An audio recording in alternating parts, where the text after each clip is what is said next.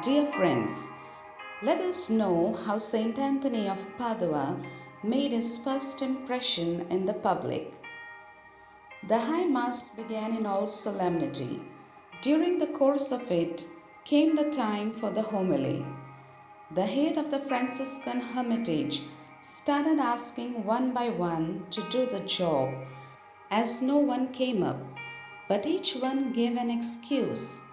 The real reason for their packing away was the presence of the bishop of the home diocese and a few monsignors amidst them, and their presence made them feel nervous to stand up before them and deliver the homily. Taking note of the seriousness of the situation, he suddenly remembered Anthony, so he invited him to give the sermon. Anthony accepted the invitation and walked up to the bishop, to everyone's surprise. After getting the blessings of the bishop, he walked solemnly to the altar and began his maiden homily. At the start, words came out of him like a drizzle, and soon they kept coming out like a mountain stream, and his extempore homily sent all the friars into great rapture, and they leaned forward and listened to it attentively. His voice was as sweet as honey drops, and his words had the music of a meandering stream. The words with deep meaning were well articulated.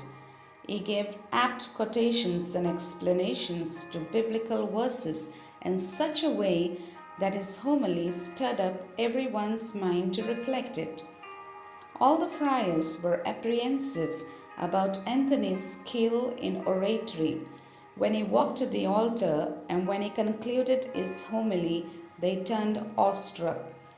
They praised him to the skies, saying that he had God's grace in abundance.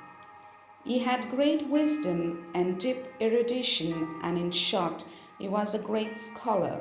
Consequently, Anthony's name and fame spread everywhere, and Brother Gratian promptly informed Francis of Assisi about it.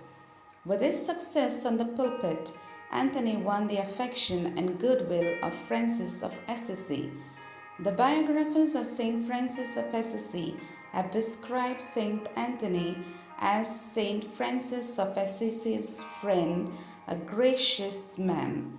Saint Anthony of Padua, one of the chosen disciples of Saint Francis of Assisi, and so on. After his maiden homily, Anthony laid lesser stress on his prayer and meditation in solitude and gave more importance to be an itinerant preacher of Christ's gospel.